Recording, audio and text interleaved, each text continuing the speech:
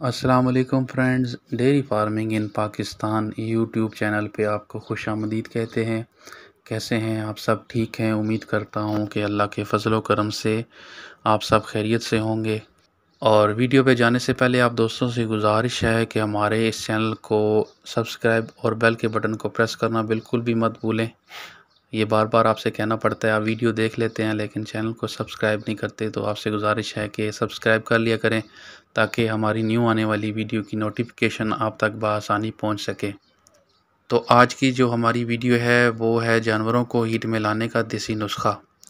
अक्सर दोस्त सवाल पूछते हैं कि हमारी कट्टी बछड़ी 2 साल या इससे ज़्यादा उम्र की हो गई है लेकिन अभी तक हीट में नहीं आ रही, इसका कोई हल बताएं।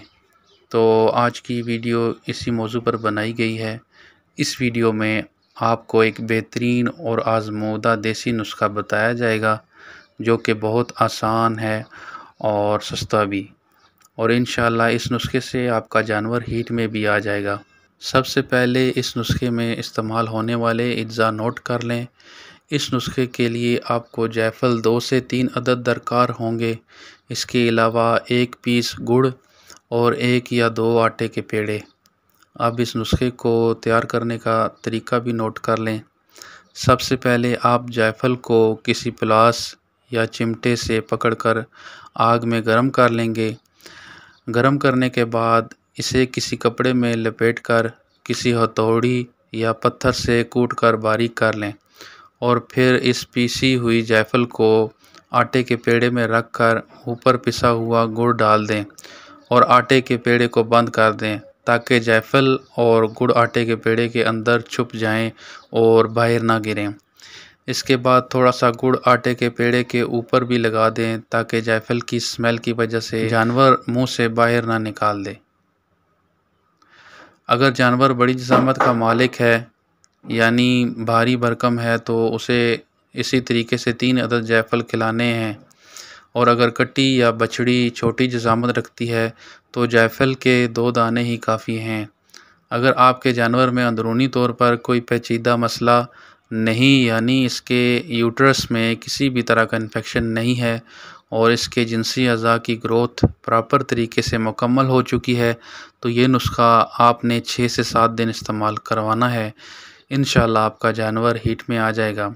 इसके अलावा अपने जानवरों को अच्छी खुराक दें। मियारी सब्ज़ चारे के साथ साथ अच्छा और मतवाज़न वंडा भी ज़रूर दें, क्योंकि अच्छी खुराक ना मिलने की वजह से भी जानवर अंदरूनी तौर पर कमज़ोर हो जाता है।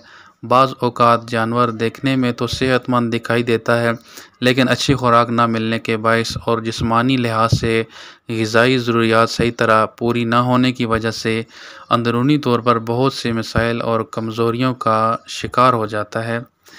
इसलिए अगर आप अपने जानवर को खुराक का ख्याल रखेंगे तो इंशाल्लाह आपको किसी नुस्खे की ज़रूरत ही नहीं पड़ेगी।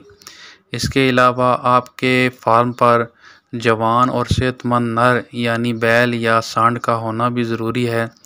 इससे भी जानवर जल्द हीट में आ जाते हैं और बर वक्त क्रॉस होकर मालिक के लिए नफ़ा का बायस बनते हैं।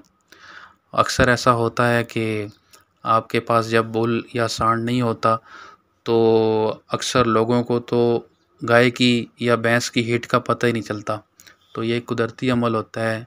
तो जब गाय या भैंस हीट में आती है तो बुल या सांड को पता चल जाता है और बर वक्त वो उसको क्रॉस कर देता है और आपकी गाय इससे ठहर भी जाती है।